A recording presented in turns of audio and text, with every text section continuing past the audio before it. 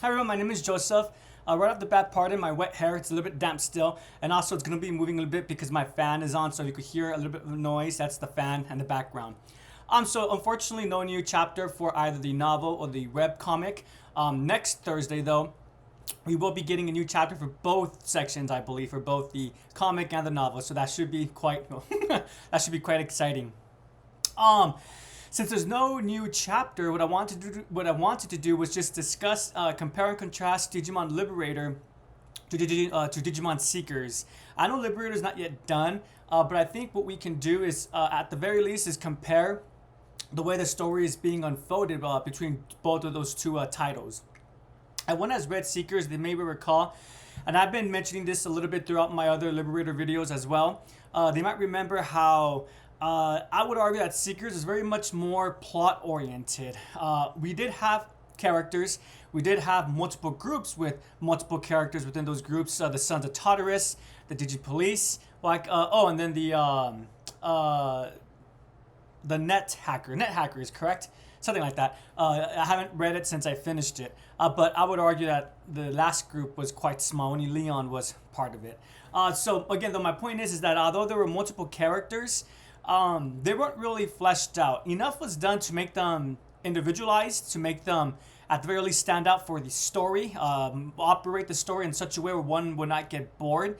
But I would argue that compared to our typical cast from the traditional anime, the cast for Seekers was not as fleshed out to Adventure 1, 2, and so forth.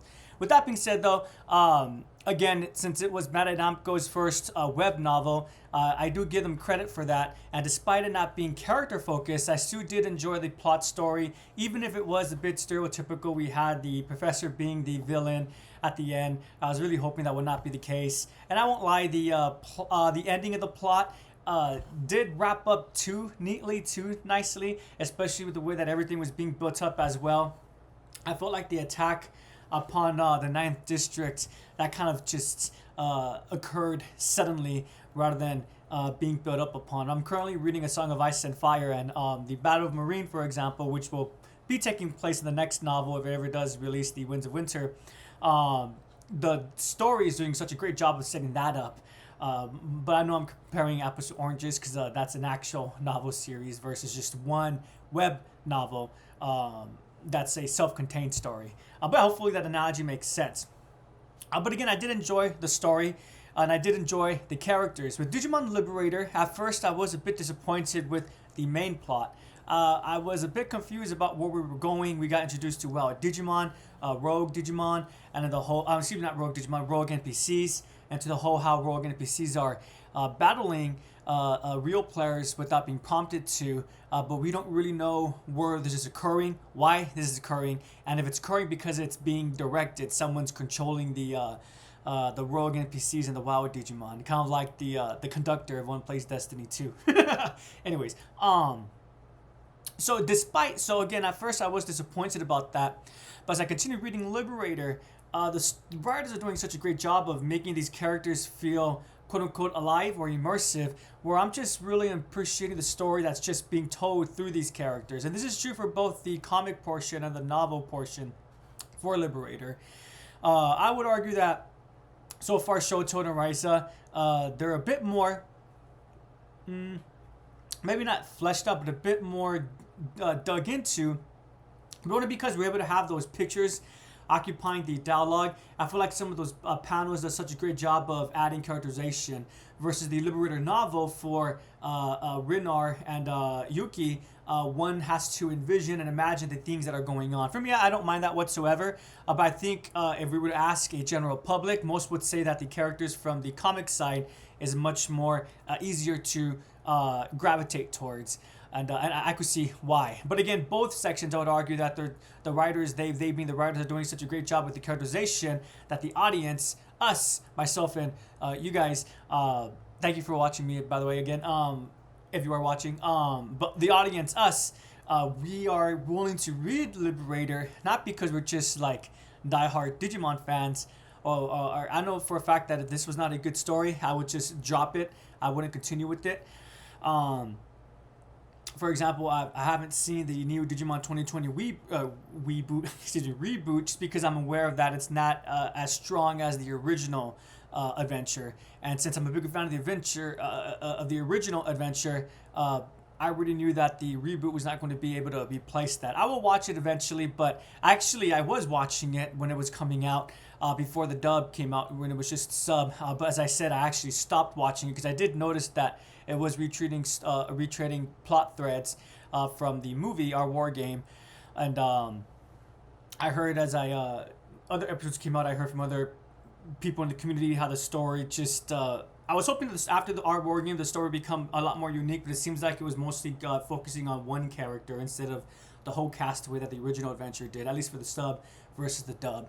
So yeah, so again, if the story's not all there, if it's not strong, I have no qualms about dropping it and coming back when it's all finished, when it's all over. But I don't have that feeling that feeling at all for Liberator, nor did I ever have that for Seekers. And it is because, again, for Liberator, although the story is not evident, it's not obvious, I'm having a great time just traversing Lacuna, engaging in this game Liberator through the characters, the Yuki, Renar, Arisa, Shoto, and even the side characters. When Liberator was first introduced, I was a bit concerned because there's a panel with all the characters in the Digimon, and I did feel like it was a lot, and they being the writers wouldn't be able to focus on the characters.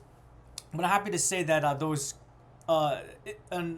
fears, those issues that I had previously, they're mostly dispelled now. And I'm very much looking forward to the story fleshing out these other characters, even the side characters. It wouldn't shock me if the side characters, and they end up returning at the end of the story, just for a minor element, kind of like with the secretary. I believe her name was Hatsune from Seekers. She didn't do anything, but she just came back to help with a dialogue at the end. And then also Yolene's deputy. I can't. Satsuki? I think her name is Satsuki. Satsuki and Yolene. But Satsuki does come back at the end to help with the story.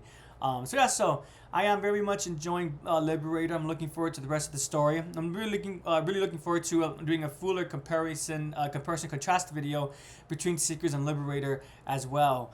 Would I recommend Liberator at this point? Yeah, I definitely would, especially because it's coming out a lot more slowly. I know for some people the idea of reading two things at the same time may seem a bit daunting. But the web novel comes out I believe it's every 3 months, every 2 to 3 months.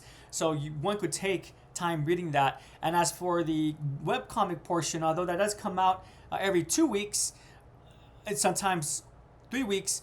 Correct me if I'm wrong about that. So again, even though it comes out 2 to 3 weeks, a lot more shorter compared to the web novel.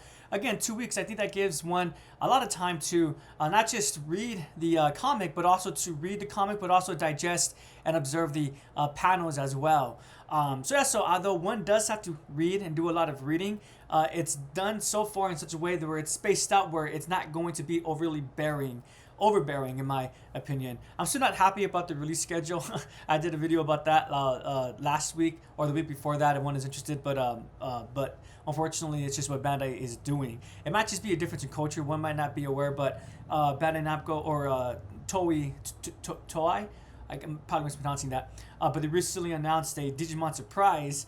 A lot of fans were excited, as it turns out the actual announcement's not going to come out into actually January 5th, the next year, I believe. So, still quite a ways out, right? We're in August, so 9, 10, at least 5 more months before. So we got a teaser for the trailer or announcement, whatever it is, right?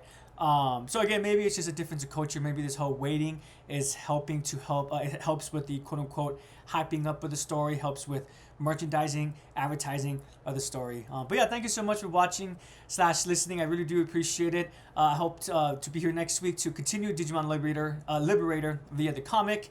And in the following week, because I post my videos weekly, we'll focus on the web novel portion. Thank you so much, as always. I really do appreciate you guys. Have a pro Digits day. And my question for everyone again is, are you enjoying Seekers more than Liberator, or Liberator more than Seekers? Or are you enjoying both? You're just happy to have Digimon content to digest and consume. I personally, again, did enjoy Seekers. I am enjoying Liberator. So I'm just very much happy to continuing to have Digimon content to consume myself. Have a pro Digits day, everyone, and take care.